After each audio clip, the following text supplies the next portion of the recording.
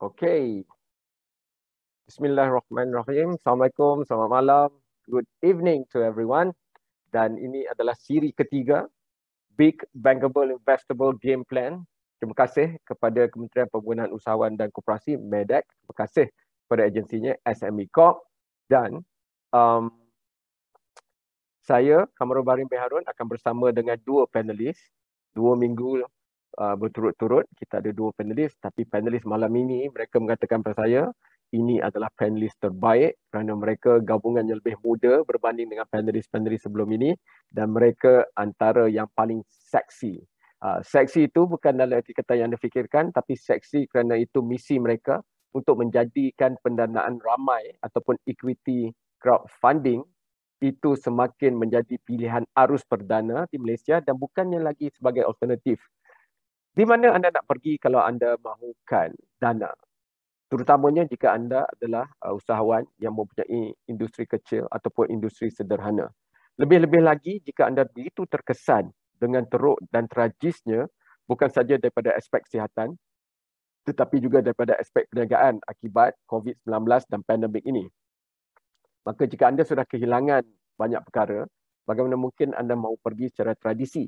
Tapi itu kelebihan untuk pendanaan ramai kerana ia menggunakan teknologi seperti fintech untuk mendapatkan sokongan ramai bagi memberikan anda bantuan kepada perniagaan yang mereka percayai. Untuk itu, saya akan terus kenalkan tentunya bunga ros dulu berbanding duri. Jadi bunga ros pada malam ini, bunga ros yang hebat, orang yang cukup terkenal di seluruh dunia. She is a global investor. So maksudnya dia ada pelabur di seluruh dunia. Di mana juga dia boleh melabur, dia melabur hebat tak hebat. Dan dia baru pulang sahaja dari Amerika dan Singapura, tentunya dengan kabar-kabar terkini tentang dunia pelaburan dan kewangan. Terima kasih banyak kepada Dr. Melissa. Dr. Melissa Fusuyin adalah Night President Malaysian Business Angel Network ataupun MBAN. Dan duri bukanlah duri dalam daging, tapi duri yang menjaga orang-orang hebat seperti Dr. Melissa adalah saudara Wan Dazrik Wan Zulkifli. Banyak topi dia pakai kalau anda pergi Google Wan Dazrik, tapi malam ini beliau memakai kopiah iaitu sebagai satu pengamal dan pemimpin industri pendanaan ramai yang mesra ataupun mengikut syariah. Dan itu adalah penting kerana sebagai ketua pegawai eksekutif untuk ITIS Malaysia, beliau melihat kepada industri kecil, industri sederhana tetapi dalam konteks patuh syariah. Jadi saya ingin terus saja, sesi ini bila kenal saja nampak macam serius tapi sebenarnya mereka ni semua cool. Dia macam sesi Starbucks saja. Anda boleh bertanya daripada sekarang dalam ruangan chat ataupun apa jua, di mana jua yang anda tonton seperti Facebook, kementerian dan sebagainya. Jadi saya ingin terus, kalau saya lihat di pasaran negara maju, yang lebih maju seperti Australia misalnya, mereka ada contohnya minuman bir yang halal. Jadi mereka pun menggunakan pendanaan ramai. Tapi mungkin mereka tidak mempunyai ruang untuk pergi platform seperti ITIS. Produk halal, pembayarannya juga patuh syariah. Jadi itu kelebihannya ada di Malaysia pada pendapat saya.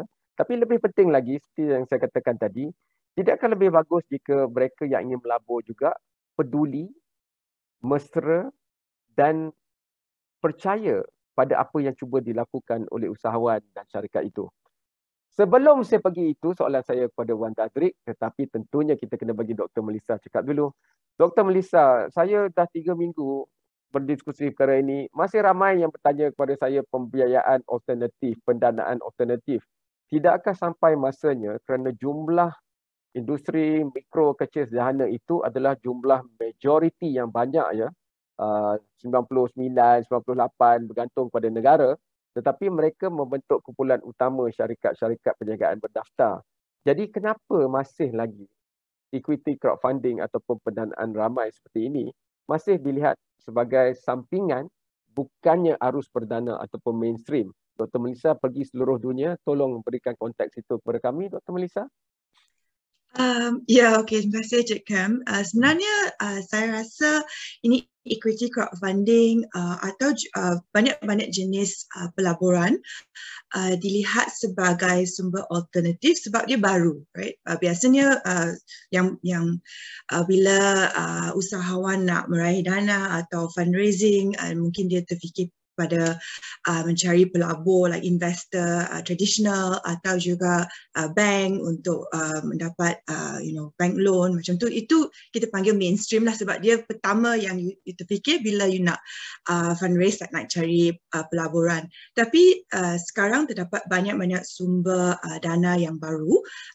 So I think dalam macam sebagai naib presiden Malaysian Business Angel Network atau MBAN, satu daripada matlamat MBAN ialah untuk memperkenalkan angel investment atau pelabur dana awal sebagai satu sumber dana untuk usahawan dan startup, dan juga platform ECF sebagai satu cara. Tetapi saya rasa ini sebab dia baru, jadi memerlukan lebih banyak education, pendidikan kepada usahawan dan juga pelabur untuk memilih atau to think about this platform. Doktor, itu soalan kepada mereka yang ingin mungkin mahu melabur duit mereka untuk percaya kepada syarikat kecil dan sederhana ini. Tapi bagaimana pada orang yang seperti doktor yang kembara ke seluruh dunia mencari tempat untuk melabur? Tambahan pula ketika musim era pandemik dan endemik ini, dana semakin terkumpul tetapi tempat untuk melabur yang strategik itu semakin kurang disebabkan oleh ekonomi yang terjejas. Jadi melihat daripada sisi strategik itu, looking just from that particular window, how do you see ECF? Mungkin kerana saya tahu pusingan pertama itu 10 RMO ataupun pemain-pemain ataupun institusi yang membekalkan platform ECF ini di Malaysia yang diduduskan. Mereka juga tentunya ada orang yang ingin melabur dan mereka juga nanti boleh melabur ataupun disenaraikan di pasaran-pasaran modal dan sebagainya. Jadi ada tingkat-tingkatnya. Is this a sexy investment vehicle ataupun adakah ini suatu platform menarik untuk pelabur-pelabur berdana sederhana dan besar seperti Dr. Melissa untuk melabur? Okay. So sebagai disclaimer, saya telah melabur dalam satu platform ECF. So memang, but no favoritism. So saya tak akan reveal nama. But sudah tentu saya akan menyokong ECF, platform perkembangan ECF platform di Malaysia. Kenapa saya melabur dalam platform ECF? Saya rasa ECF atau crowdfunding memang ada banyak kelebihan. Because dulu bila saya melabur, saya sebagai pelabur dana awal, saya rasa kita memang perlu memahami ekosistem. Kita perlu memahami community dan juga startup yang dalam satu ekosistem. So bila saya pulang ke Malaysia dari Amerika, memang saya tak berapa kenal siapa-siapa player dan agensi dan startup. So saya menggunakan wisdom of the crowd macam ECF untuk memberi saya satu introduction lah kepada ekosistem ini, siapa pelaburnya, siapa startup yang terkenal lah. Okay. Doktor, saya nak jumpa Wan pula kerana dia new kid on the block, NKOTB.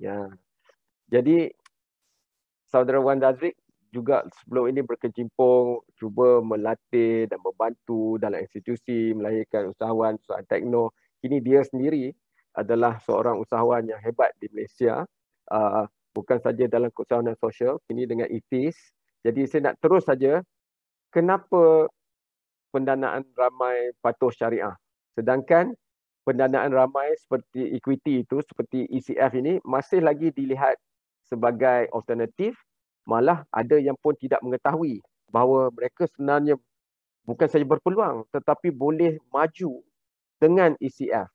Tapi saudara Wan terus melompat masuk dan terus dengan yang patuh syariah. Teruskan, Wan. Terima kasih Cik Kam.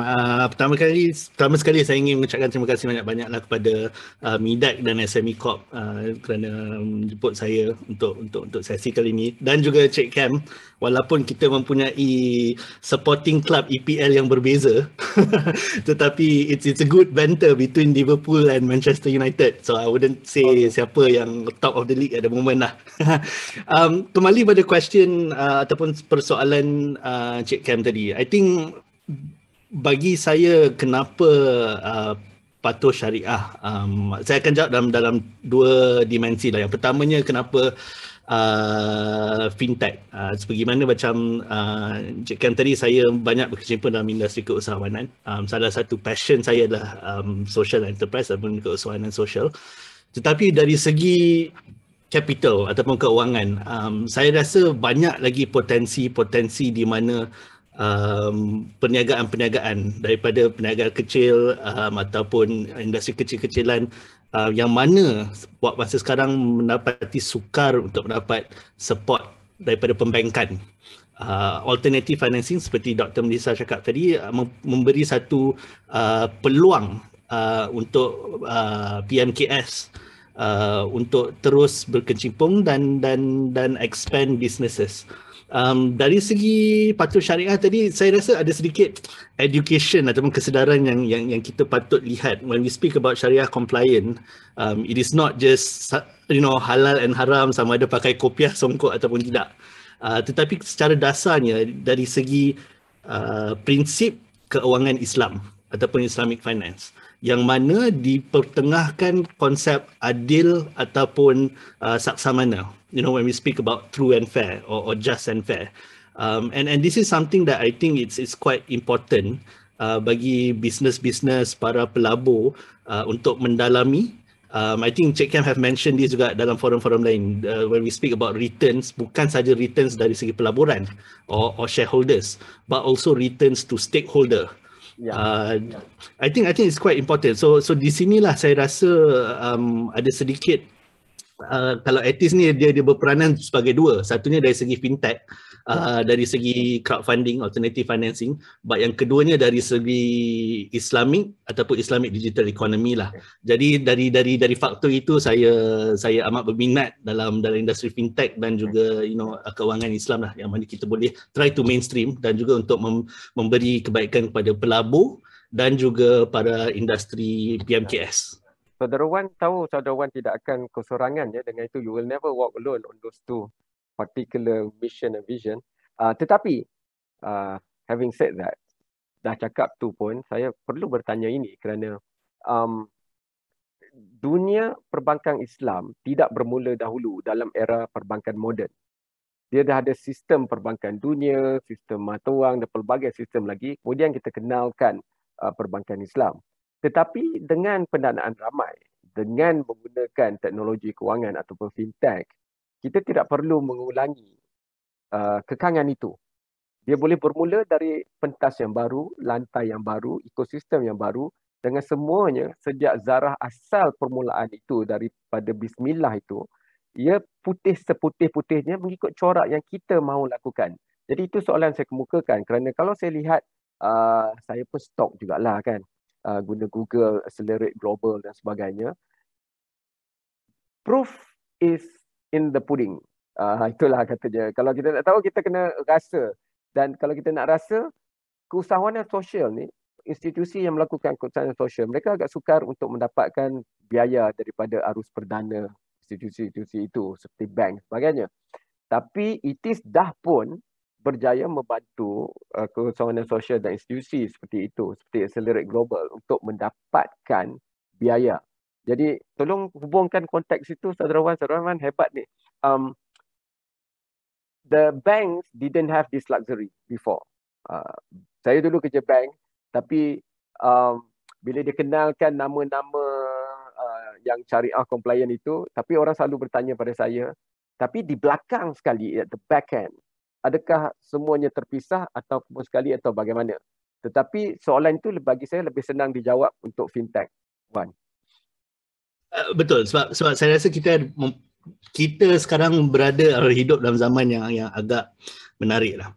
di mana ada banyak perubahan, ada banyak inovasi yang boleh diperketengahkan and basically reset how we do things. Berbalik kepada soalan Cik Kam, saya akan trace back a bit into what is happening in Malaysia dan macam mana dia akan connect. Kalau tuan-tuan dan puan-puan tak tahu, I think Cik Kam have mentioned earlier, I think currently dekat Malaysia ada 21 company yang berdaftar under Security Commission Malaysia yang boleh buat crowdfunding. Di mana equity crowdfunding ada 10 dan 11 lagi dari segi P2P lah. Etis adalah satu yang recognize ataupun diiktiraf oleh Security Commission Malaysia yang patuh syariah. So that's the landscape. Yang keduanya dari segi market, saya nak cerita sikit tentang the landscape dan juga potensi yang ada. Sejak bermulanya crowdfunding di Malaysia pada tahun 2017-2018, secara kumulatif dah dana yang telah dikumpul oleh semua CF yang berdaftar ni sebanyak 2.2 bilion dan yang memberi manfaat kepada lebih kurang 4,000 PMKS.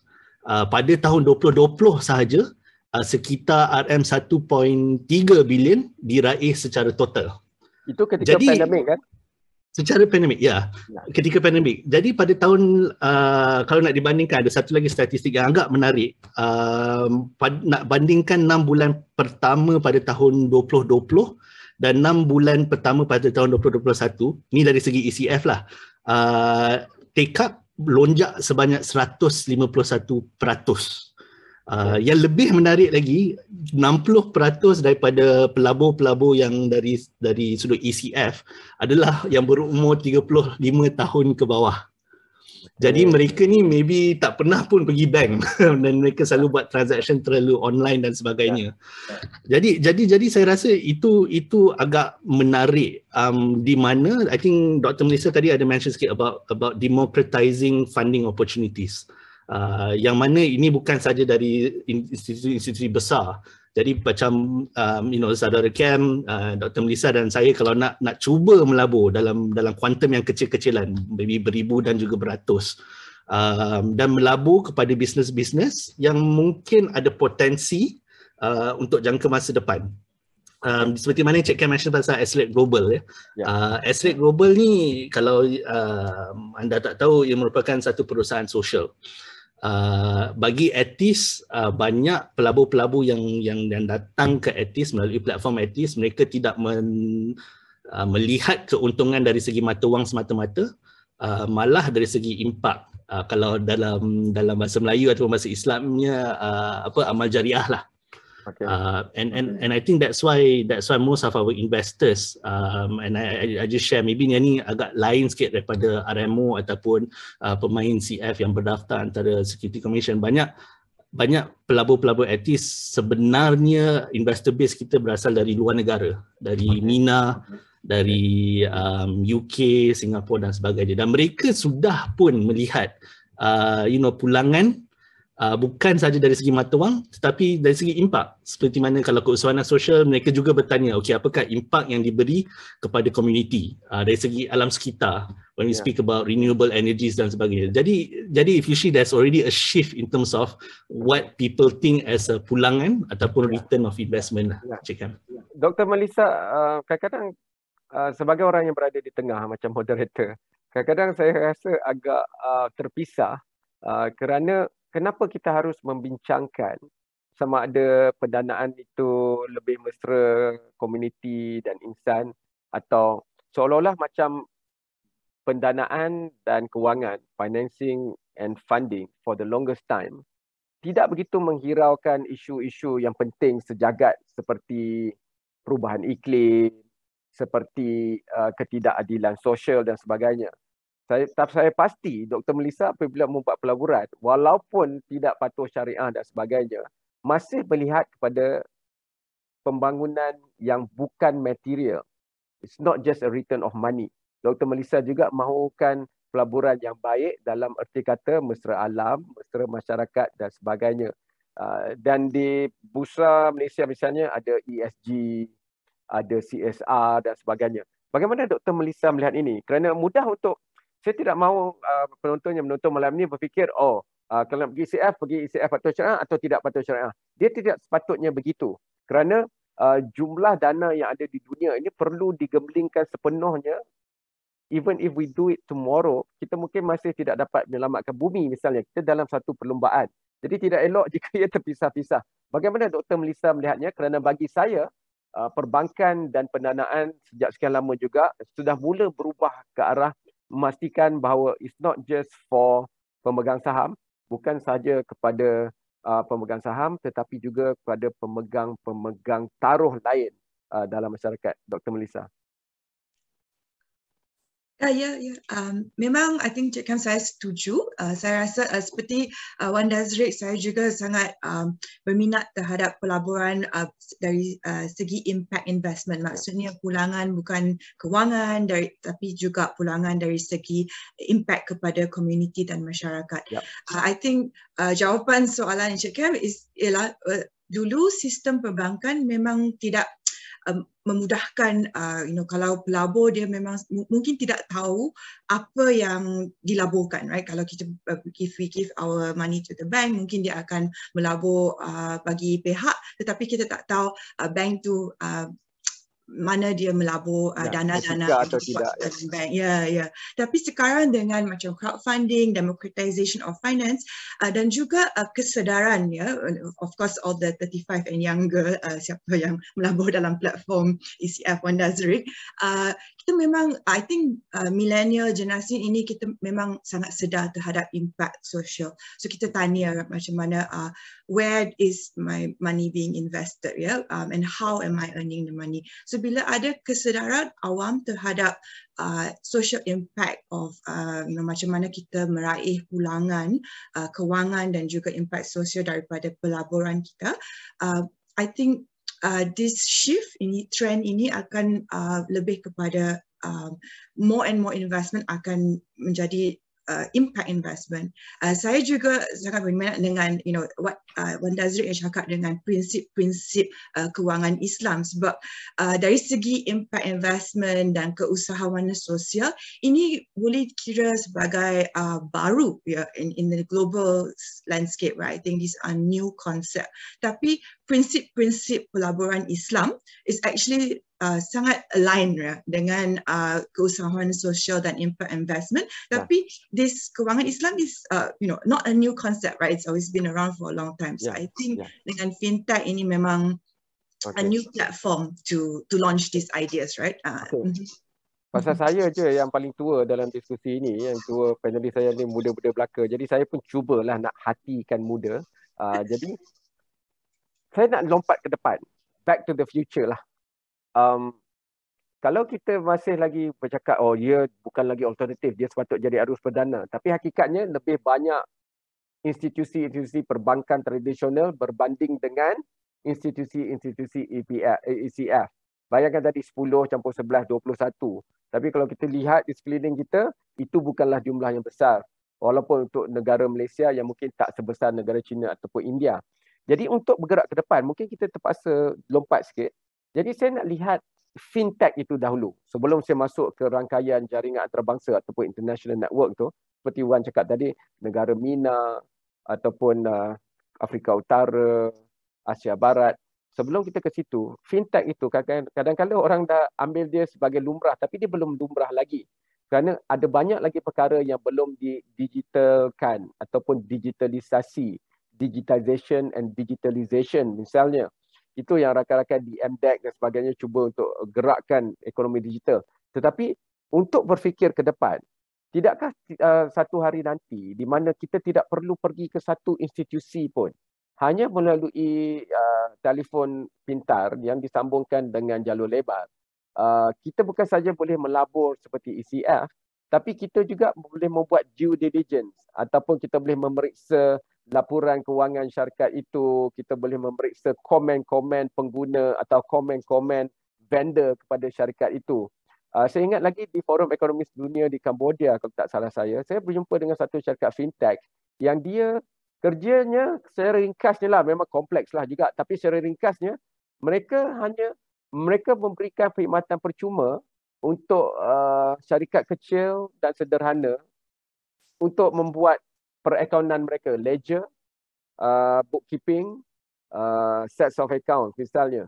Kerana mereka cuma mahukan data itu kerana bila mereka mendapat bekalan data yang besar, jadi syarikat tidak perlu lagi pergi ke institusi yang mahu memberi dana untuk ditemubual atau sebagainya, kerana mereka akan ada bertahun-tahun data digital yang terus menggunakan AI ataupun kepintaran buatan, dan tidak perlu lagi ada temubual untuk bank periksa, kerana masalahnya sekarang pegawai-pegawai bank tradisi mungkin tidak cukup ilmu dan pendedahan untuk mengetahui tentang dunia perniagaan yang lebih kompleks seperti blockchain misalnya. Jadi itu soalan saya, untuk jadikan perkara ini arus perdana, ia mungkin juga terpaksa lebih cepat menceburi bidang-bidang baru or disrupted avenues ini berbanding dengan institusi tradisional. Bagi saudara Wan lah pula mula dulu, kemudian kita bagi Dr. Melissa. Ya, saya amat setuju. Ada beberapa faktor yang Cik Kem have mentioned tadi, yang Cik Kem sebut tadi. Ada 3 benda yang maybe kita saya boleh mempertengahkan dan maybe Dr. Melissa can add on.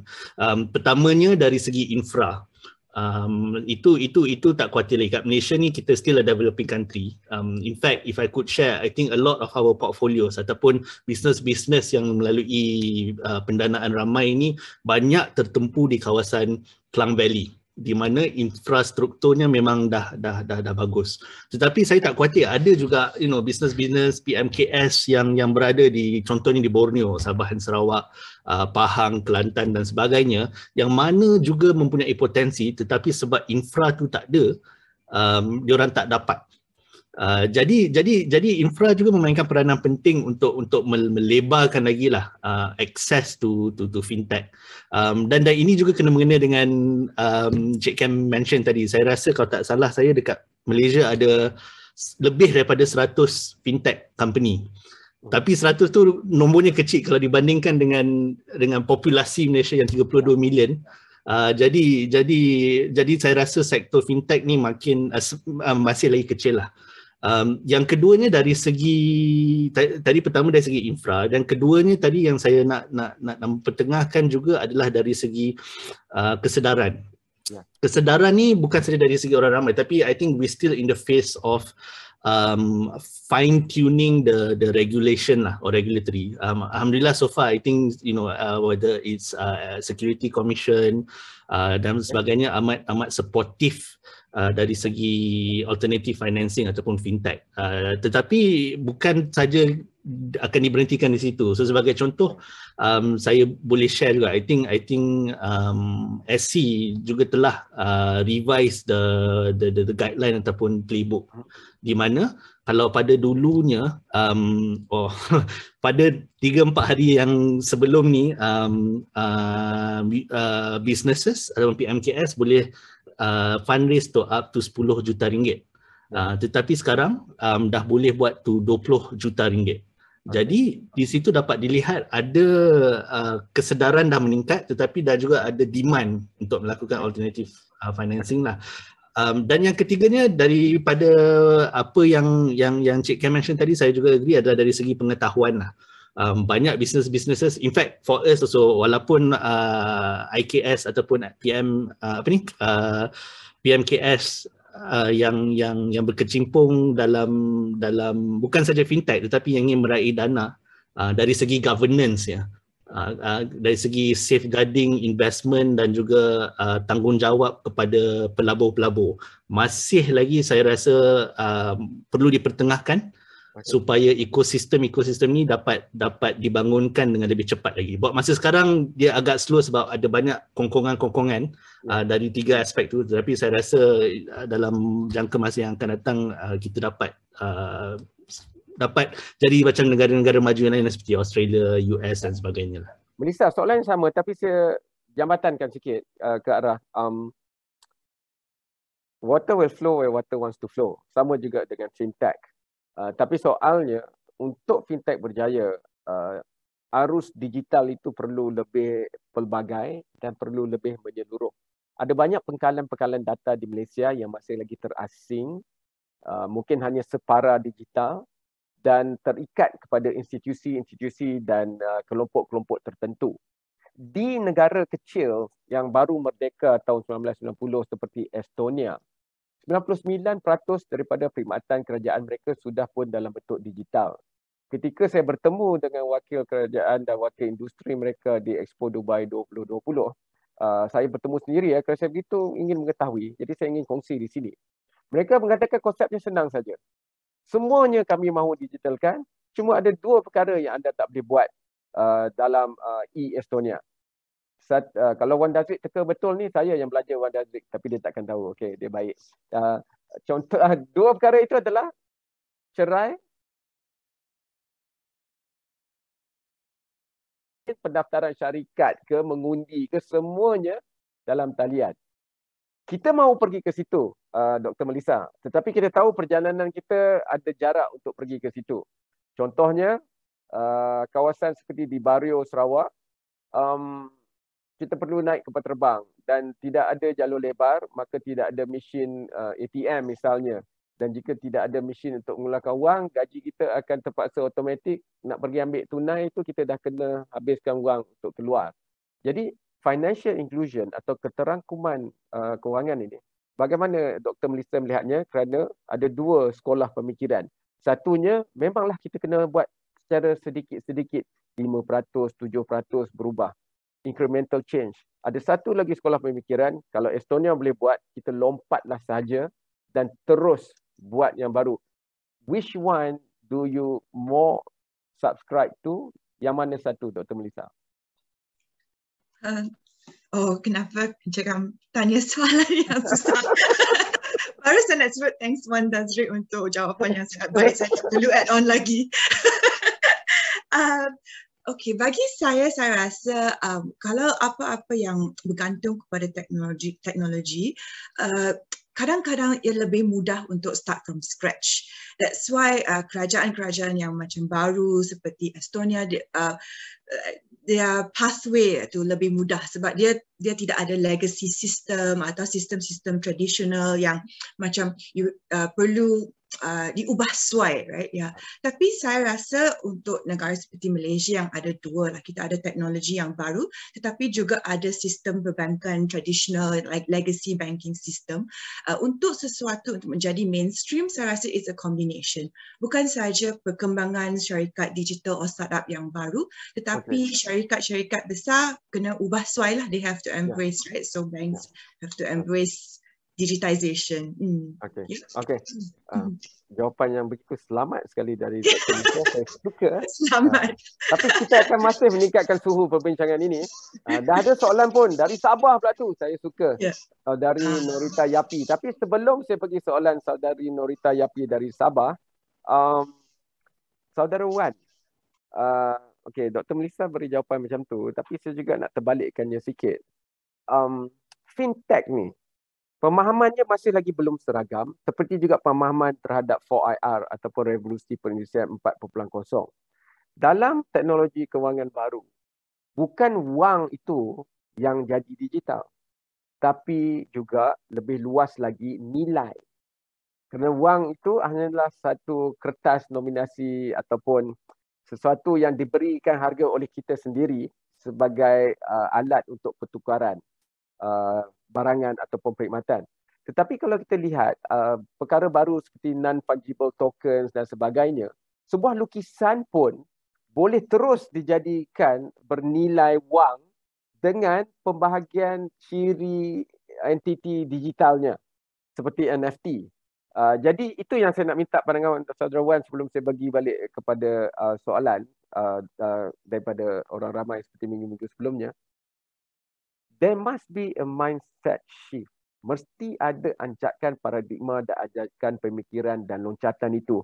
Kerana kalau kita bergerak sedikit demi sedikit, saya khawatir kebanyakan orang yang berbincang perkara ini di Forum Ekonomi Dunia, mereka mengatakan bahawa jika anda tidak bersama, tsunami, the disruption itu akan menenggelamkan mereka yang tidak berada di depan. Saudara Wan. Saya rasa Malaysia ni mempunyai situasi yang agak menarik di mana terdapat sekumpulan komuniti yang begitu advance, terutamanya di Klang Valley lah, dan mana ada jurang bagi kawasan di kawasan luar bandar. Jadi sebagai government ataupun kerajaan yang ingin melihat anjakan paradigma, dia sepatutnya memang akan bermula dari segi pengetahuan ataupun kesedaran. I think you mentioned about NFT, for example. You know, I think to some extent kita punya regulatory bodies agak proaktif. You know, we spoke about digital token exchange regulations.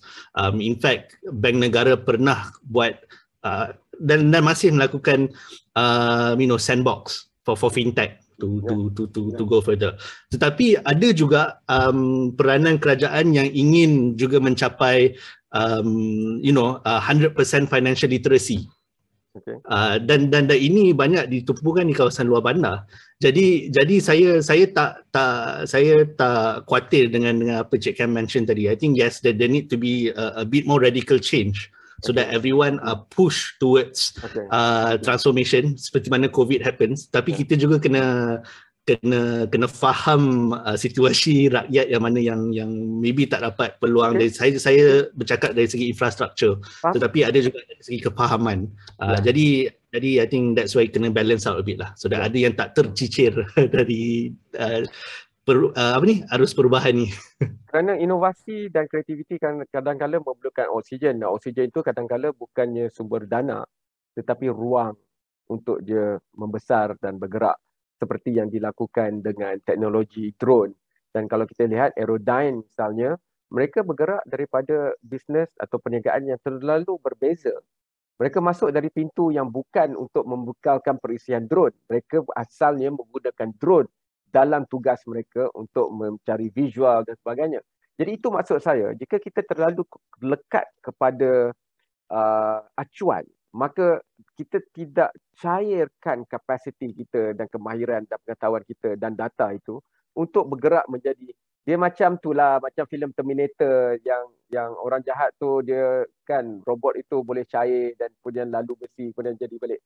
So seolah-olah kalau kita boleh bayangkan itu, apa pun yang kita ada, perniagaan, barangan dan sebagainya, kalau kita boleh cairkan dia dalam bentuk digital, maka ia mesra ekonomi digital. Saya akan kembali ke situ. Kita kembali kepada soalan orang ramai untuk berpijak kembali ke bumi nyata.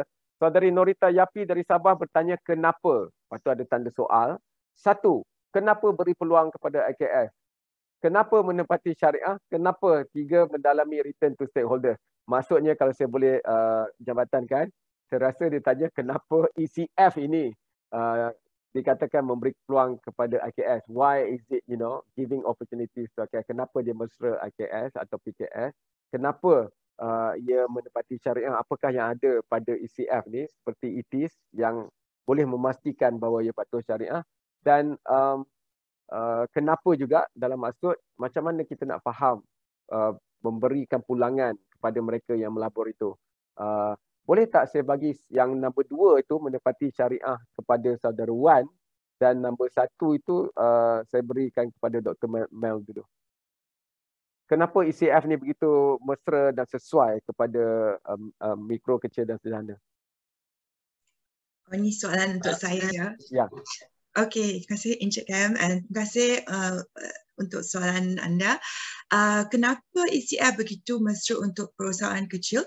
Sebab saya rasa bila kita meraih dana dari pelabur-pelabur, dari orang awam, orang ramai, mereka bukan sahaja boleh menjadi kita punya pelabur atau stakeholder atau memegang saham syarikat kita, tetapi juga pelabur ini boleh terdiri daripada dari staff sendiri, atau kita punya own staff boleh menjadi pemilik syarikat, dan juga pelabur-pelabur boleh menjadi terdiri daripada pelanggan, ya. So they are also our potential customer. So jadi kalau business atau business model ini sesuai untuk ECF, memang sangat sesuai untuk meraih dana di platform crowdfunding lah, sebab dia memang it's B2C model, dia sangat sesuai untuk ECF. Satu lagi ialah keusahawanan sosial lah. So fundraising seperti yang Encik Kam beritahu tadi ialah it's about storytelling. So kalau kita adalah satu social enterprise atau keusahawanan sosial dengan satu story, dengan satu cerita yang sangat impactful kepada komuniti dan masyarakat, business model ini memang sangat sesuai untuk meraih dana di ECF sebab dia akan menarik minat dari komuniti dan masyarakat untuk tolong menolong, together you fund each other or you help each other, right? So business model macam ni dia memang mesra dengan platform ECF. Dia kata semua sesuai lah. Itu. Semua. Ada kena ada matching. Ya, betul. Pelabur dengan usahawan dia. Betul. Apa DNA ECF ni, Cik Wan, yang membenar dan memesrakannya kepada patuh syariah? Saya jawab in two forms. Yang pertamanya, peranan crowdfunding platform adalah, I think what Dr. mentioned just now, as a connector. Kita hanyalah platform yang menghubungkan para pelabur yang berminat untuk melabur dalam bisnes yang tertera dekat kita punya platform lah. Jadi kita bukanlah the funder, but more of a platform connector. For artists, kenapa kita fokus on kewangan Islam dari segi apa yang saya mention tadi lah, dari segi just and fair, dari segi keadilan di mana kita buat commercial transaction. Saya boleh ambil contoh ya, sebagai contoh, conventional banking dengan Islamic banking, there's a removal of gharar or uncertainty. So di situ di mana kalau para pelabur dan para bisnes ataupun usahawan nak melakukan transaction ataupun commercial arrangement lah, tak kisahlah agreement, shareholder agreement dan sebagainya, there are certain expectation dah disetkan upfront lah. Jadi di situ tak kira, bukan cakap tak bagus, tak kira lah sejauh mana ataupun seburuk mana kegawatan ekonomi berlaku dan sebagainya, impak kepada para pengusaha bisnes lebih kurang daripada konvensional, sebab konvensional ada elemen of interest. Sebagai contoh, tak kisah how's your business performance dan sebagainya, you have to pay or bertanggungjawab terhadap interest that you have to pay. Whereas banyak prinsip-prinsip kewangan Islam, expectation tu telah ditemeterai di perjanjian lah. Jadi that gives a bit of a comfort level kepada both pelabur dan juga perusahaan lah, ataupun issuer lah, we call it. Itulah broadly speaking. Kalau tak ada technical terms untuk kedua-duanya, bagaimana kita melihat pulangan kepada mereka yang melabur? Untuk pelabur, kalau untuk pelabur, I think what that means is diorang dah tahu dan boleh jangka ataupun forecast what kind of risk dan rewards yang diorang akan anticipate lah. So sebagai contoh, diorang maybe nak melabur dalam X ringgit Malaysia, tetapi mereka mempunyai jangka masa 3 tahun sebagai contoh, di mana para usahawan atau PMKS maybe cakap, oh selepas 3 tahun ni saya nak beli balik shares daripada business owner sebagai contoh, dan dari situ mereka boleh forecast lah. So I think this is not just for Islamic finance, but I think a lot of ECF, equity crowdfunding, P2P crowdfunding juga mempunyai faktor-faktor dan elemen sebegitu rupa lah. Cuma platform-platform seperti kami, ada 21 semuanya crowdfunding yang berdaftar, kita sedaya upaya kita sebaik mungkin try to disclose as much information of the businesses so that para pelabur can make informed decision. So they would actually have some comfort level to actually invest, melabur ataupun tidak dalam bisnes-bisnes anda. Dr. Melissa bukan sahaja melabur, tapi dia melabur dalam operator ataupun mereka yang mendapat lesen dan kebenaran dari Suruhanjaya Security.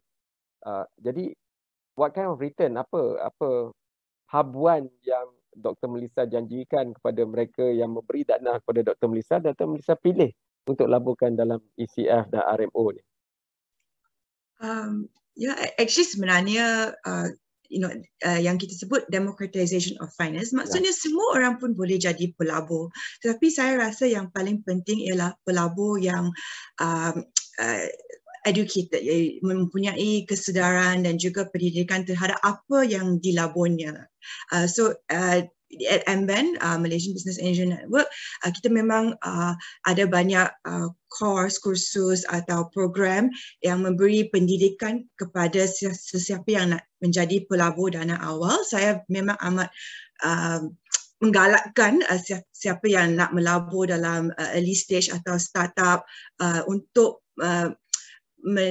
mencari all this education supaya kalau kita melabur, sebab memang pelaburan jenis dana awal ini risikonya sangat tinggi. Tapi kalau kita belajar or educate ourselves, memang kita boleh mengurangkan risikonya, tetapi memang dia risikonya tinggi. Jadi apakah pulangannya? Pulangannya dia terpulang kepada apa yang syarikat atau startup itu janjikan lah dalam dia punya financial projection. Bukan janji tetapi jangkaan lah financial projection dia. So biasanya kalau teknologi kita memang target untuk dia berkembang dengan sangat pesat or dengan grow and scale lah. Bukan saja 10 times atau 100 times, tapi memang dia bergantung kepada teknologi dan dia boleh berkembang dengan sangat pesat. So we look for really high growth and high scale dari segi pulangan kewangan. Okay. Bersangkutan tapi agak memerlukan pemikiran yang mungkin agak makro. Soalan dari Azli Ibrahim, adakah kita perlu set semula ataupun reset sistem banking untuk pembiayaan PKS? Tolong jawab itu dalam konteks pendanaan ramai. Terima kasih Cik Wan. Menarik soalan tu. Saya bagi latar belakang sikit lah. Kenapa saya rasa ada opportunity ataupun peluang untuk resetting just data untuk tahun lepas. I think bagi PMKS GDP ataupun KDNK yang didaftarkan pada 2020 merosot sebanyak 7.3%, di mana KDNK negara merosot kepada dalam 5.6%. I think that's the first dalam jangkauan 17 tahun di mana KDNK PMKS lebih besar kerosotannya daripada KDNK negara. Dan kita tahu, I think sebanyak 97% komposisi perniagaan terdiri daripada PMKS.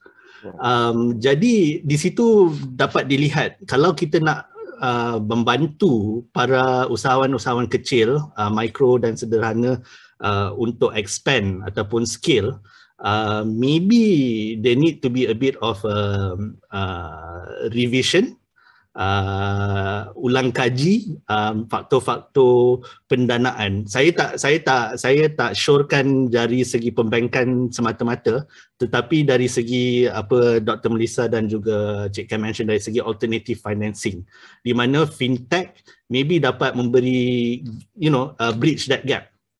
Kepada, I always call it the unbankables lah, di mana selalunya bisnes-bisnes atau perusahaan-perusahaan susah nak dapat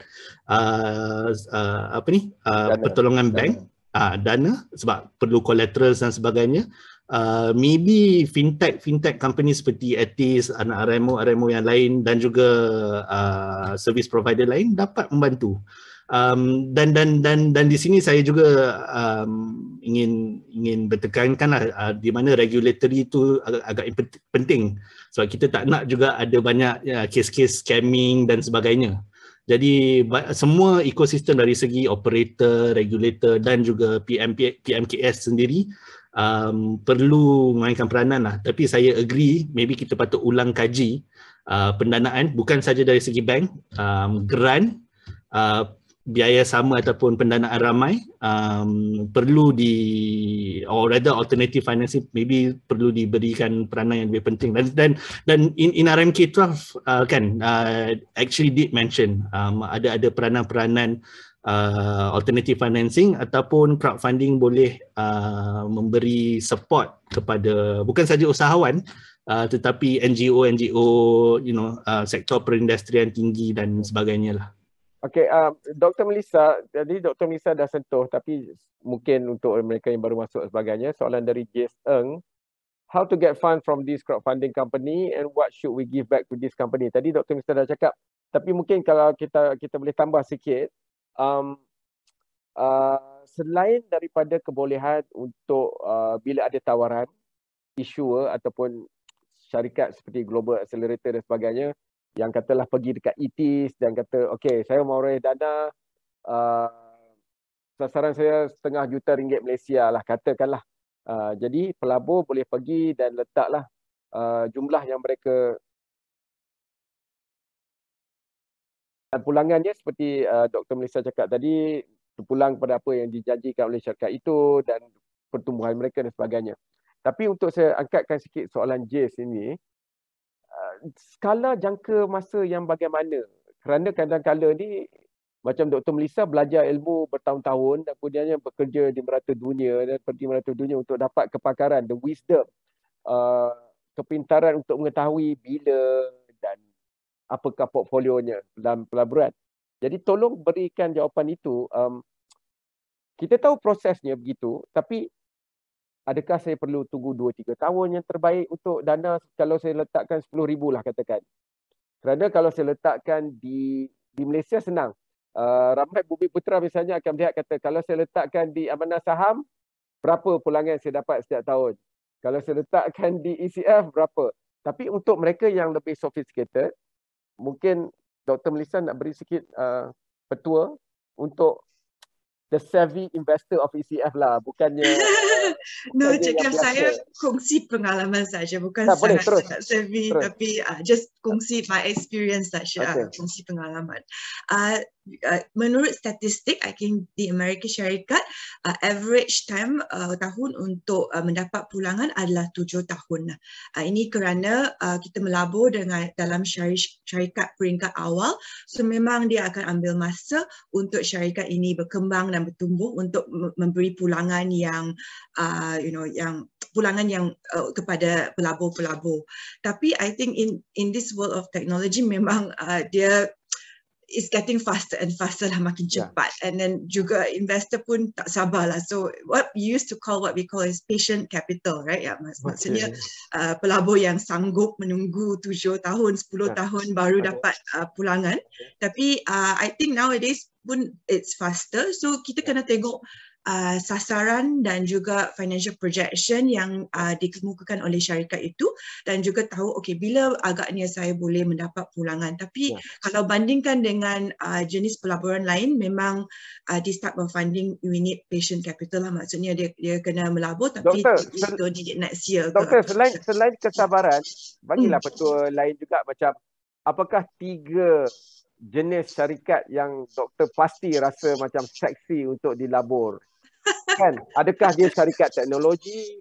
Kerana saya tengok yang buat peladangan dalam food security seperti Musang King dan ladang Musang King pun ada juga. Sementara dia nak dapat pulangan wang dana tu, dia pun boleh dapat sampingan seperti dapat beli Musang King dengan murah dan sebagainya. Jadi inilah kelebihan ECF ni, bergantung pada syarikat dan bidang. But what are the 3 companies or type of companies yang jenis-jenis syarikat yang rasanya bagi Dr. Melissa memang yang Dr. Melissa cari? Oh, sebenarnya saya memang ada petua, tapi petua ni bukan yang jangkakan lah, right? Bukan, dari pengalaman saya, dia bukan industri atau sektor. Kalau kita melabur pada peringkat awal, kita kena faham founder, usahawan itu. Ya, sebab saya memang dah melabur dalam beberapa syarikat, tapi when I look back lah, siapa yang berjaya, siapa yang tak berjaya, actually dia bukan industri ini sektor yang sangat atraktif, sektor yang berkembang, tapi dia memang tengok kepada usahawan. So kalau sebagai pelabur dana awal, kita kena pandai read people lah, psychology maybe, right? Contohnya untuk kalau psikologi keusahawanan yang boleh berjaya. Contohnya kalau macam Anthony Tan dan Tan Hui Ling buat satu lagi syarikat, itu akan menarik minat Melissa lah. Memang sebab kalau dia sudah berjaya, chances of success is betul. higher, tapi bukan semestinya lah. Faham, Right? faham. So kita Itu satu kriteria lah penanda. Wan, syarikat macam mana yang pergi kepada ITIS? Soalan tu berkait rapat dengan apa Melissa cakap tadi lah. Saya agree, saya bersetuju dengan pendapat Melissa. I think but saya would actually take industri tu sebagai filtration awal lah, untuk bagi bagi sense of where should you invest.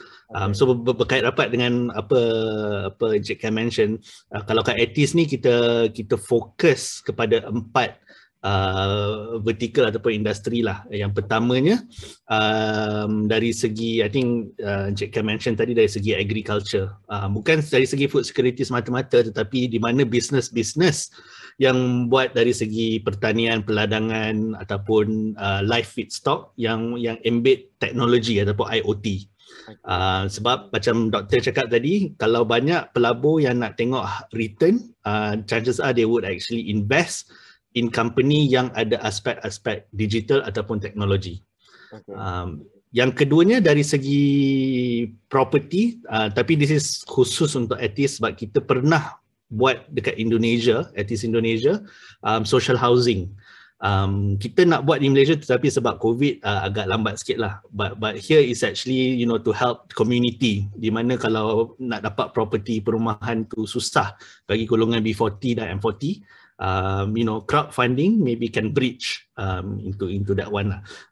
Dan ketiga, and this is quite agnostic, secara amnya dari semua crowdfunding ataupun pendanaan ramai adalah dari aspek PMKS, startup. Sebab Dr. Melissa ada mention tadi, kalau nak dapat dana dari bank, khususnya kalau bisnes-bisnes ini kecil agak susah. Tetapi crowdfunding ataupun pendanaan ramai ni boleh dijadikan sebagai validasi ataupun to gain support of customer. If a customer wants to be your investor, customer nak jadi pelabur, maksudnya dia orang percaya dengan bisnes anda dan mereka nak jadi pelabur pada bisnes. Dan yang keempat sekali, khusus untuk ATIS adalah what we call halal industries dan circular economy lah. Ini disebabkan banyak kita punya pelabur-pelabur juga fokus kepada PMKS ataupun bisnes-bisnes yang menjurus kepada halal teknologi, halal R&D dan sebagainya. Dan social enterprise also is part of the circular economy punya ekosistem lah. Saya boleh cakap untuk ATIS je, tapi itulah 4 yang selalunya bisnes ada. Faham? Saudara Farouk Ramli bertanya, apa beza IPO dengan ECF? Cik Wan tolong. Banyak company yang a bit more mature, sederhana, we call it the SMEs kan, the medium enterprises, diorang guna ECF as a pre-IPO strategy. Lagi-lagi pada masa sekarang dengan announcement Security Commission yang bolehkan company itu meraih dana up to minimum 20 million, maximum 20 million ringgit Malaysia. What that do is actually dia akan meningkatkan valuation company tu before ke public offerings lah. Tetapi konsep ECF dan IPO adalah sama, di mana you akan bagi equity kepada pelabur dan you get return of cash and then to expand lah. Saya akan tekankan sikit peranan CF yang berlainan sikit lah. Kalau equity ni banyak digunakan untuk expansion of business. P2P banyak digunakan untuk operation expenses. Short term, whereas ECF macam Dr. Melissa cakap tadi, lingkungan 5 to 7 tahun ataupun lebih, pelabur akan tinggal dia orang punya capital in your business so that you can grow, then hopefully get higher return in longer term lah. Kalau business anda jadi unicorn, alhamdulillah lah, pelabur tu akan dapat banyak return. Orang Malaysia cakap amin 10 kali amin. Soalan Joyce lagi tanya, Joyce Ng. What if before the tenure, the company cannot sustain? Will the company get penalties or being sued? Maknanya sebelum dapat beri pulangan, kita tak boleh mengawal, tidak ada jaminan bahawa semua syarikat-syarikat ini akan berjaya sepenuhnya. Jadi kalau tidak berjaya, apa akan jadi? Dr. Melissa? Joyce guna perkataan tenure, saya rasa ini berkaitan dengan, I don't know whether this is linked to loan lah, sebab biasanya kalau pelabur, kita ada, kita expect lah, kita jangka pulangan dalam 5 hingga 7 tahun, tapi memang tak ada tenure per se lah, right? Memang kalau pelabur dana awal, dia almost hampir sama dengan co-founder. That means they are together with you in the journey lah. So kalau syarikat itu berjaya atau tak berjaya, that means itu risiko yang diambil oleh pelabur dana awal. Okay. Ya. Cik Wan, untuk ITIS? Soalan sama, jawapan pun lebih kurang sama, di mana I think saya tak boleh tekankan dengan lebih lagi peranan operator yang berdaftar dengan Security Commission, as best as we can is actually to give that full disclosure lah. Seperti mana pelaburan whether through crowdfunding, saham dan sebagainya, there's always element of risk and rewards lah. Kita tak bias di mana kita cakap campaign ni lagi bagus daripada campaign lain, tak. Cuma what we can do best is actually bagi information yang boleh diguna pakai untuk pelabur to make decisions lah. Obviously there'll be times yang ada kerugian di mana business akan declare bankrupt dan sebagainya, but as best as we could, especially if you're a new startup lah kan, so as best as we could, we need to disclose information so that pelabur akan buat keputusan yang bijak lah untuk berlabur ataupun tidak. Itu juga menimbulkan persoalan tentang contohnya berbanding dengan pasaran modal seperti bursa dan sebagainya. Dan kita tengok di New York Stock Exchange juga sebagainya, kadang-kadang ada saman menyaman di antara syarikat yang disenarai dan juga bursa itu. Tetapi sejak 2 minggu lalu, ketika saya membincangkan dengan pakar-pakar lah, pengamal RMO, ECF ni, dia bukan hanya hitam dan putih. Ada juga hubungan yang rapat di antara platform dengan syarikat ataupun issuer yang disenaraikan itu. Jadi ada pertukaran maklumat, ada konsep mentor-mentee, ada konsep konsultan ataupun bantuan. Dia bukan, dah raya dana, kalau anda jatuhlah. Tapi jika ada nampak tanda-tanda keregangan itu atau stres, tentunya platform seperti ITIS ataupun Pitch In ataupun Atta Plus akan cuba sedaya upaya untuk melihat bagaimana mereka boleh membantu dengan sokongan Suruhanjaya Security dan sebagainya. Jadi itu soalan saya, kerana kalau kita katakan tadi, seperti Dr. Mel katakan tentang impact investing atau pelaburan yang memberikan impak kepada terbaik kepada alam sekitar, kepada manusia dan sebagainya, tentunya hubungan di antara platform dan juga syarikat tidak boleh hanya arm's length ataupun jarak, ada gap, ada jurang di situ. Atau bagaimana? Atau saya hanya memikirkan terbaik tapi praktisnya bukan begitu, Saudara Wan? Saya bersetuju. I think kita masih dalam industri nascent, kecil, fintech dan juga crowdfunding. Banyak RMO seperti Etis saya, I think Sam and Elaine and others also. Kita also play a head of ecosystem advocator. Jadi di mana banyak yang Cik Sam mention tadi dari segi pembangunan sasiah diri lah, capacity development sebagai contoh, perlu ada supaya bisnes-bisnes ni faham apa risiko, apa kebaikan, apa faedah bila mereka melakukan crowdfunding. Dan banyak program dijalankan. I think for us also kita buat accelerator, for example, to do impact investment. Impact funding accelerator, di mana bila PMKS ni dah habis accelerator tu, hopefully diorang dah tahu cara-cara untuk crowdfunding. Dan sebagai contoh juga, kalau diorang tak buat crowdfunding or equity crowdfunding, for Etis Malaysia pada bulan-bulan COVID hari tu, kita juga buat charity crowdfunding through kita punya sister brand Global Sedekah, di mana kalau ada PMKS sebagai contoh yang nak support community through food bank initiative dan sebagainya, kita launch what we call an Empower Malaysia campaign, di mana bukan saja NGO yang boleh fundraise, tetapi PMKS yang buat kebaikan untuk masyarakat,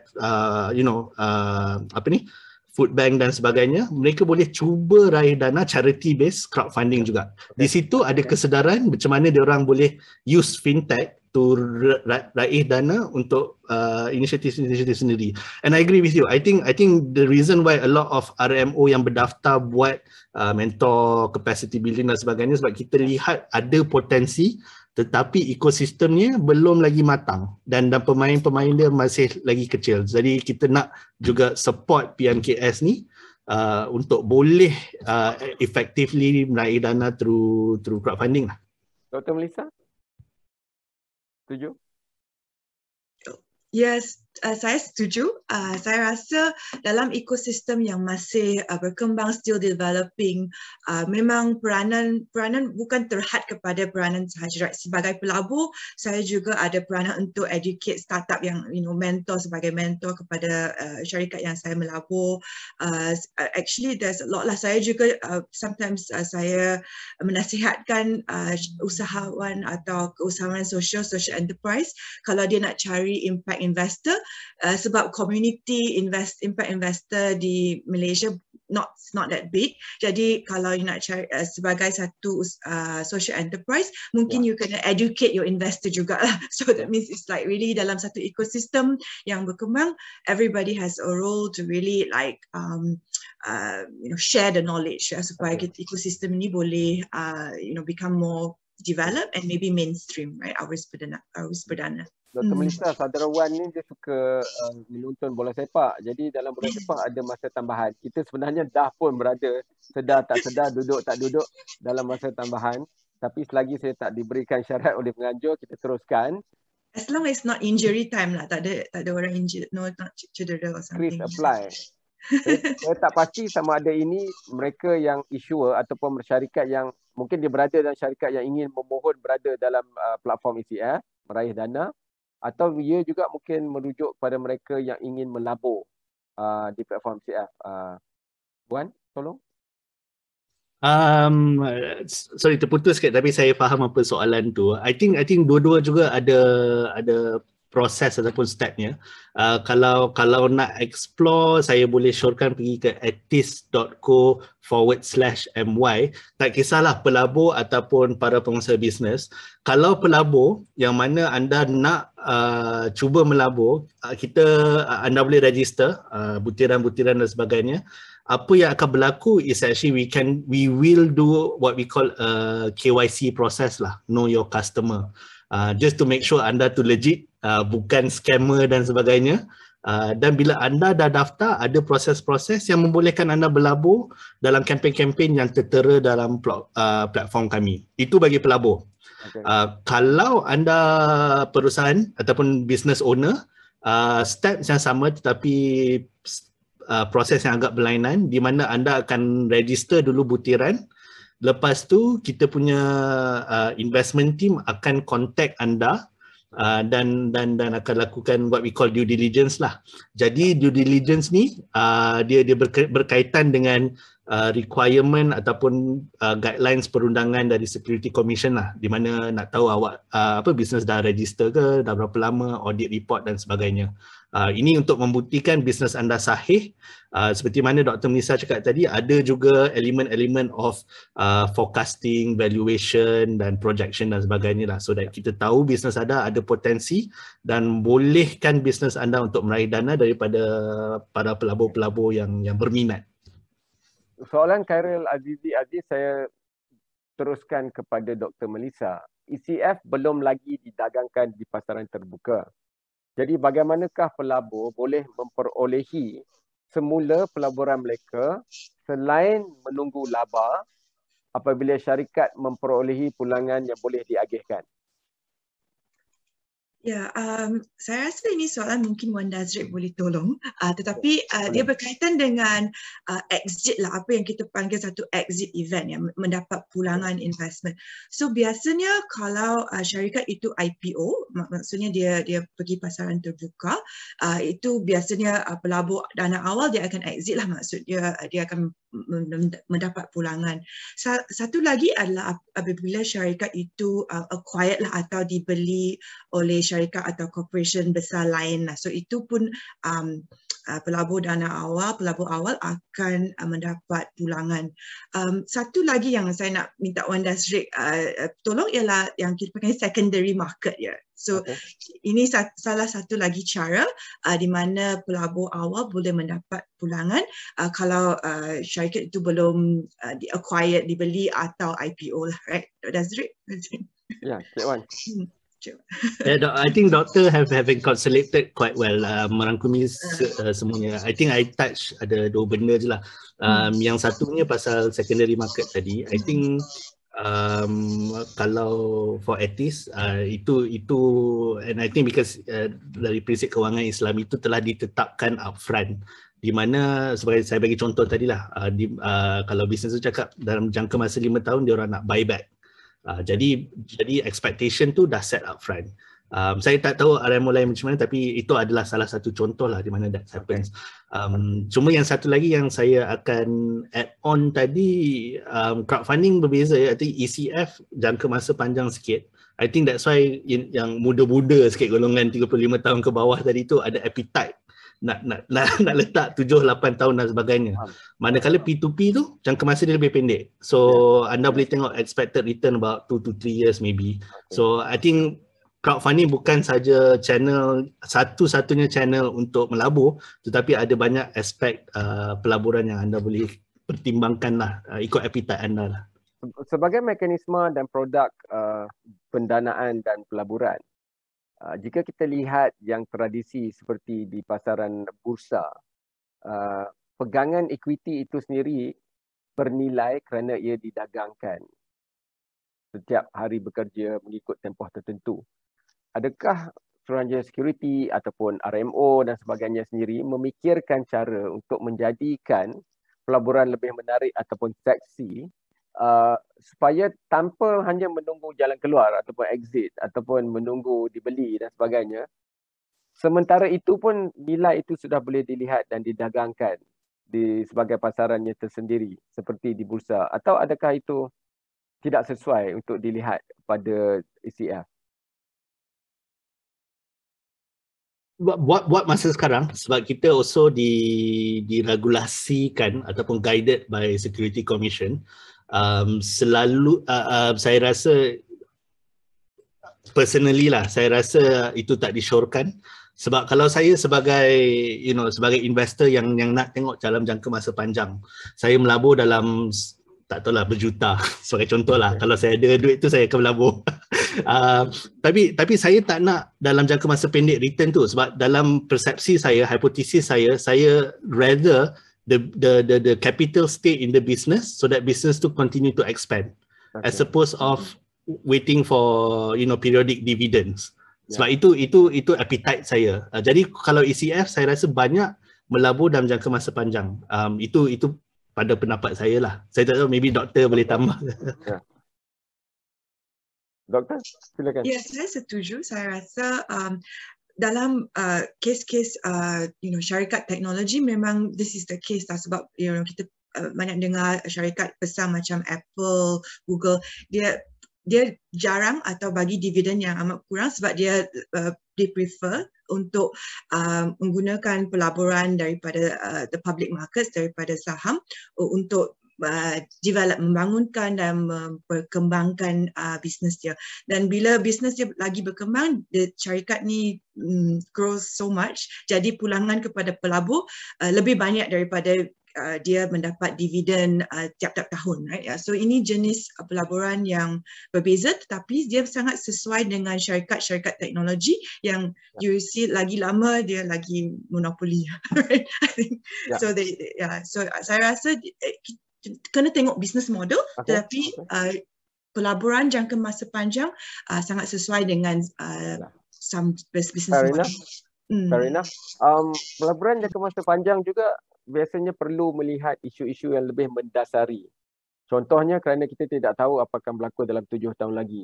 Mungkin air semakin kurang untuk boleh diminum dan sebagainya kan. Dia mempengaruhi ekosistem.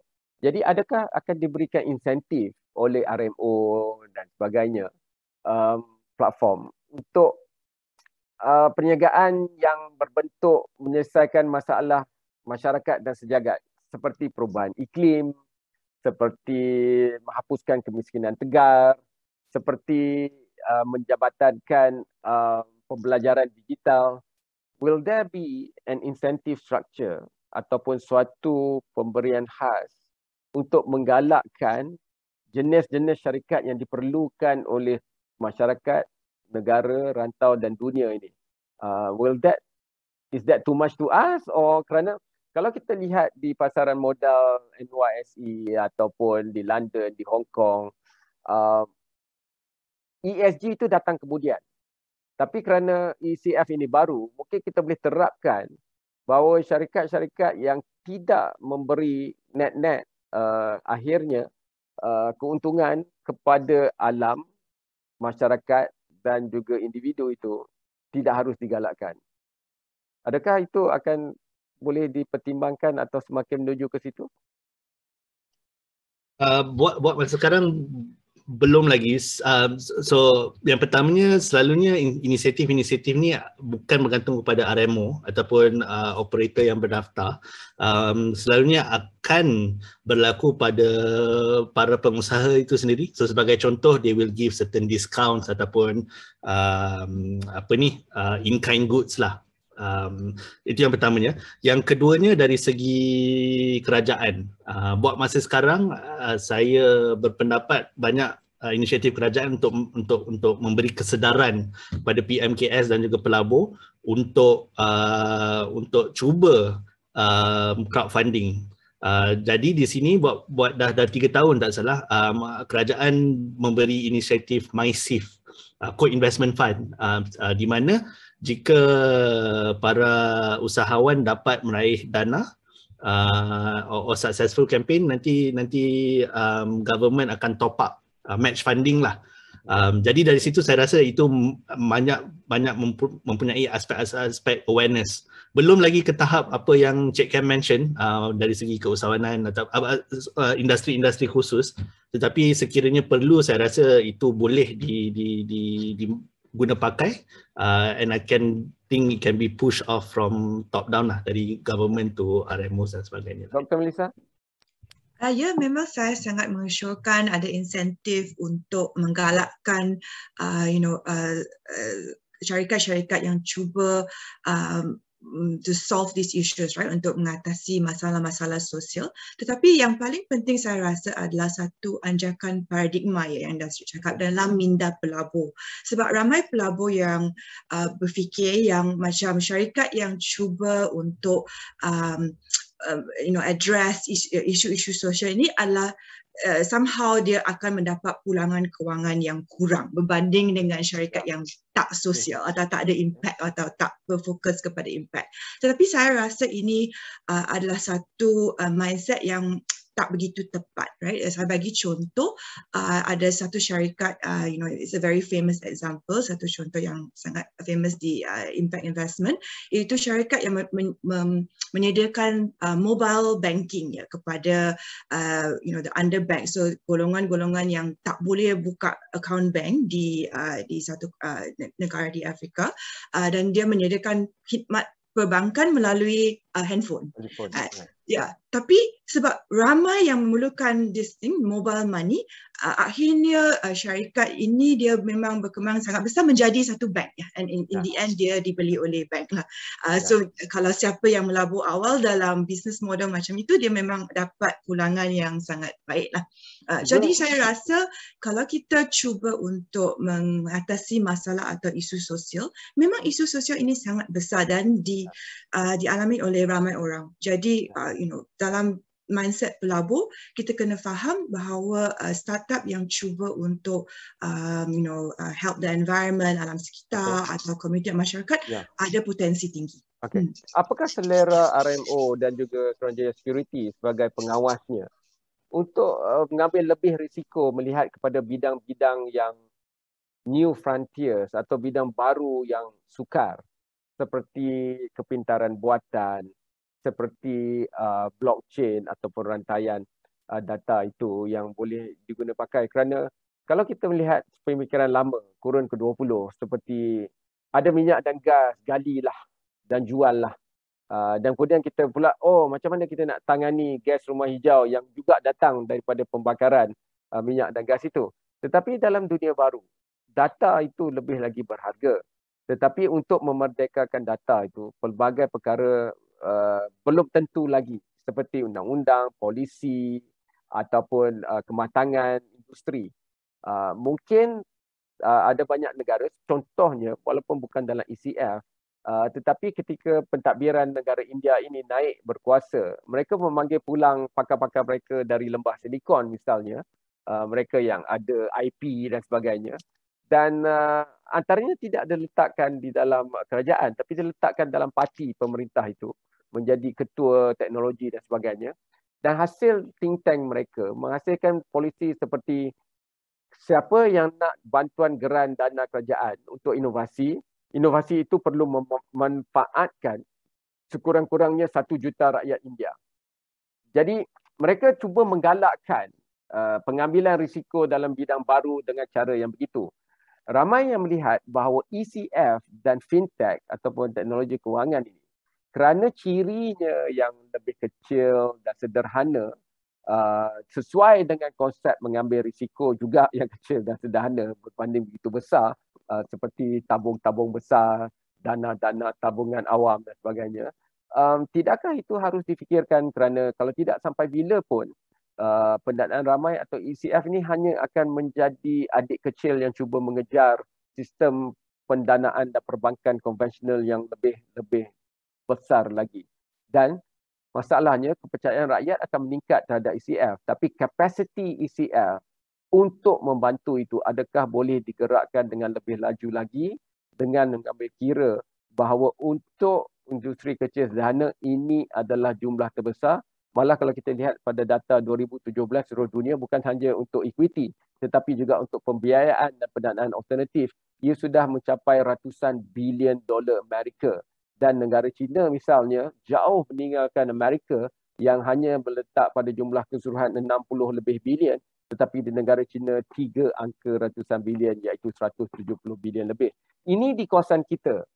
Jadi kalau kita tak melihatnya begini, contohnya kalau masalah Selat Melaka dan Laut Cina Selatan, sampai bila kita nak melihat sebuah negara itu hanya mengeluarkan pengusaha-pengusaha negara itu?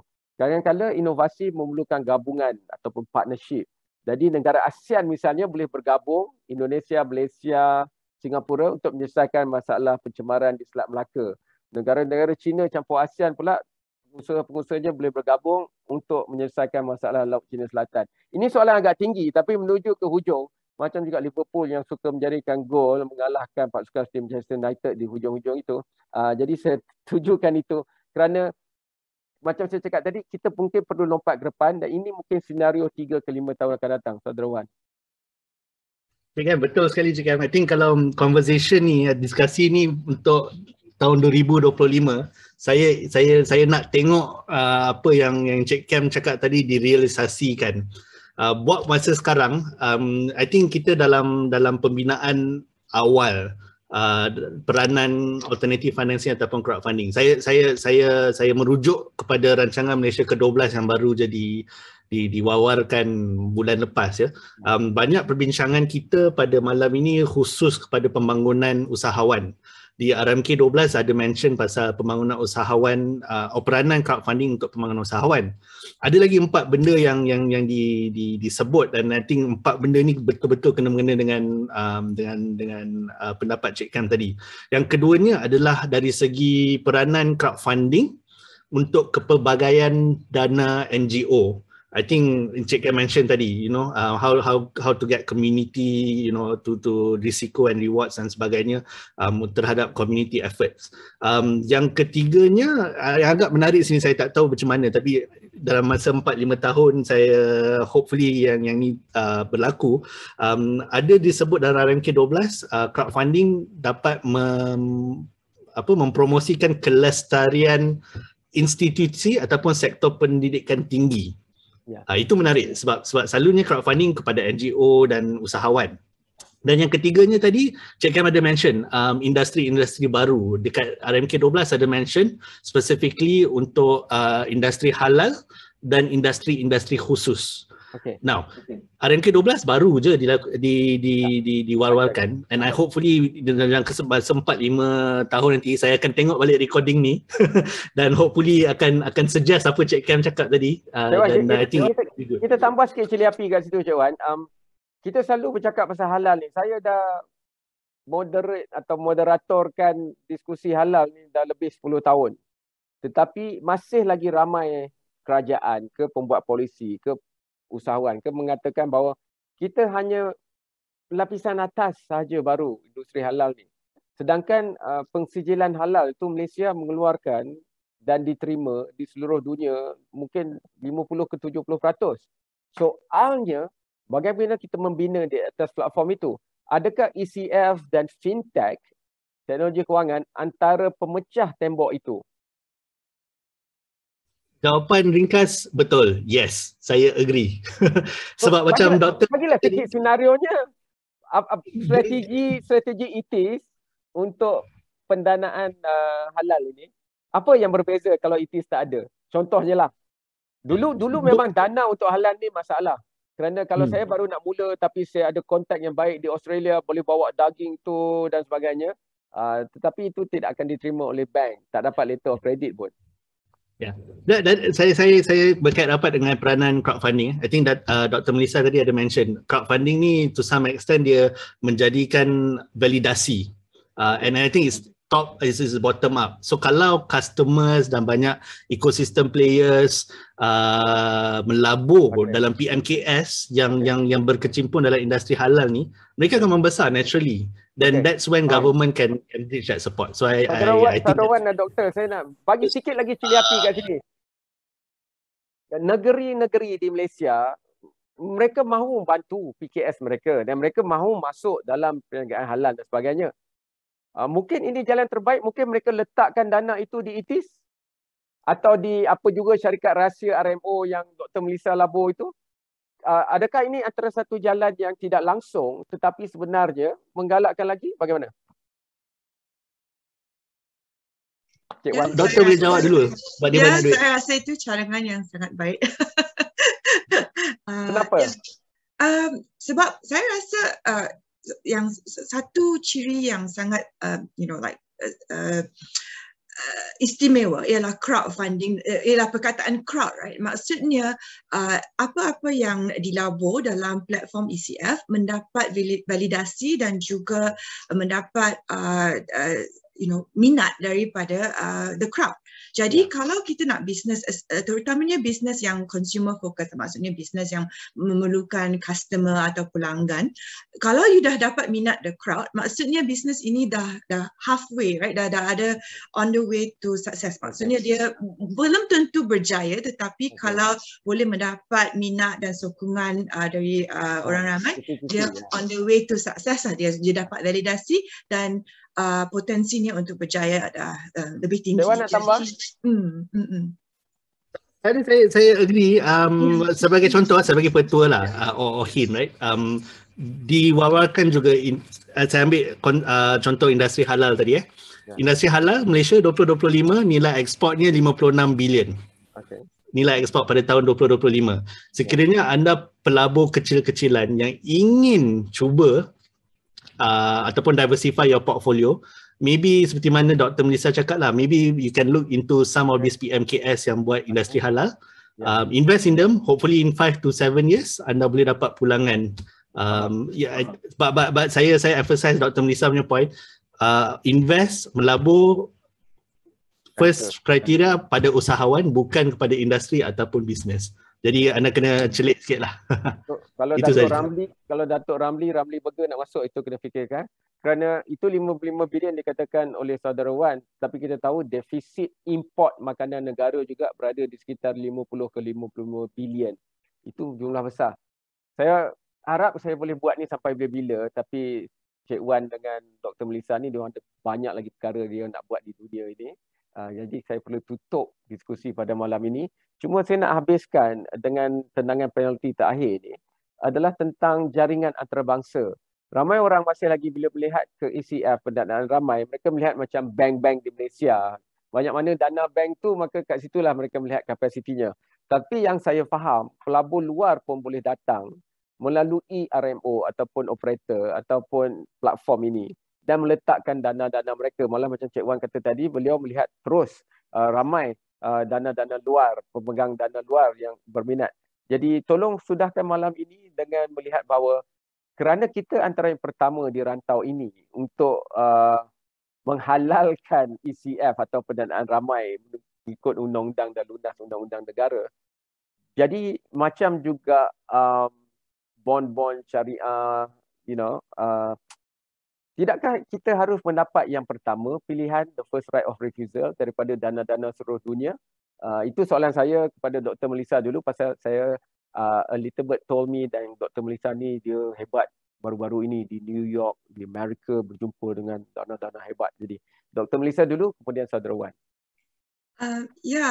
Sebenarnya saya rasa platform-platform crowdfunding memang boleh menarik minat pelabur dari seluruh dunia. Tapi biasanya we said like setiap pelaburan it starts at home lah. Maksudnya biasanya pelabur-pelabur especially dana awal, angel investors, dia akan melabur dalam projek-projek yang dekat dengan physical location atau dekat dengan hati. Sometimes pelabur-pelabur impact dia akan melabur dalam syarikat yang memang menarik minat dia atau memberi impact kepada community yang they identify yang dia suka, right? So jadi saya rasa memang platform ini boleh mendapat minat pelabur antarabangsa, tetapi kita kena market and promote dan juga pandai menarik minat pelabur antarabangsa. Right? Tell a story. Apa impact ini kepada dunia, for example, ya? Doktor, who is going to do that? Market and promote. Siapa yang akan pasarkan dan promosikan? Saya rasa this is peranan dan tanggungjawab semua, everybody. Bukan seorang saja. Doktor pandailah selamat malam ini. Malam Jumaat tau doktor. Okey, Saudara Wan. Saya agree, but most of the time is the business owners lah. Sebagai contoh, I think I boleh tarik contoh dua yang berlaku di platform Etis. Ada satu company raise banyak 6.1 juta dan para pelabur datang daripada 20 negara yang berbeza. Cik Ken mention about X-Ray Global, satu perusahaan sosial di Malaysia meraih around RM400,000 memperoleh dana daripada 10 negara yang berlainan, 11 lah campur Malaysia. Di situ bukan saja dari segi dana, tetapi what happens for them, and this is maybe specific for Etis punya issuer, diorang juga dapat break the international market by presence lah, sebab diorang dah storytell kepada negara-negara Croatia, Argentina, Indonesia, China dan sebagainya, dan tak secara langsung mereka juga have expand at least awareness to other countries lah. And for nation building agenda for Etis, we like to see more of this FDI, foreign direct investment, walaupun kecil tetapi it gives certain benefits to the country lah, insyaAllah. Dan dia juga membawa dengannya rangkaian dan kepercayaan. Dua faktor penting untuk masuk pasaran antarabangsa. Kalau kita tak kenal mereka dan mereka tak kenal kita, jambatan itu sudah pun berlaku sejak dana lagi. Terima kasih banyak kepada Saudara Wan, terima kasih banyak kepada Dr. Melissa, dan saya rasa siri ini jika anda terus masuk ke laman Facebook Medac dan SPCOT dan kata ada nak lagi, saya nak lagi macam ni, saya nak Saudara Wan supaya pakai baju batik lebih garang lagi dan cakap lebih garang lagi untuk memastikan lebih banyak syarikat masuk pendanaan ramai. Dr. Melissa pula akan pergi lagi ke New York dan sebagainya dan ambil data-data terbaru dan kepintaran terbaru untuk kongsikan. Tapi malam ini sampai di sini saja. Saya nak mengucapkan terima kasih bukan saja kepada panelis saya yang hebat dua orang ni. Nasib baiklah hati saya muda boleh ikut rentak mereka. Jika ikut umur habis. Tapi ECF terbuka kepada semua. Tak ada diskriminasi gender dan jantina dan juga umur. Kecuali yang lepas layak itu. Dan terima kasih kepada Medac, Kementerian Pembangunan Usahawan dan Koperasi. Terima kasih kepada agensinya SME Corp yang sentiasa memastikan PMKS untuk berjaya. Dan saya ingin berikan data ini daripada CCAF pada tahun 2018. Online Alternative Finance ataupun kewangan alternatif dalam talian 304.5 bilion untuk pengguna, untuk syarikat pemula PMKS, untuk usahawan. Dan itu dilihat dalam 171 negara di antara Mac 2019 dan September 2019 saja. Kalau mengikut wilayah, kita melihat negara China dan antaranya juga rantau kita. Jadi bagi saya, ia bukan setakat platform untuk meraih dana, tapi ia jaringan baru, laluan sutera yang ketika Melaka gemilang dulu, mungkin ini adalah peluang kita untuk laluan sutera baru dan kita boleh raih dana dan rangkaian secara terus dengan di mana jua di dunia. Dengan orang muda hebat seperti Dr. Melissa dan juga saudara Wan yang menjadi penghubungnya. Terima kasih banyak kepada semua. Terima kasih banyak kepada 2 minggu lalu, kepada Sam, kepada Reza, kepada JB, kepada Elaine, dan terima kasih sekali lagi kepada Medak dan juga kepada SME Corp. InsyaAllah kita jumpa lagi.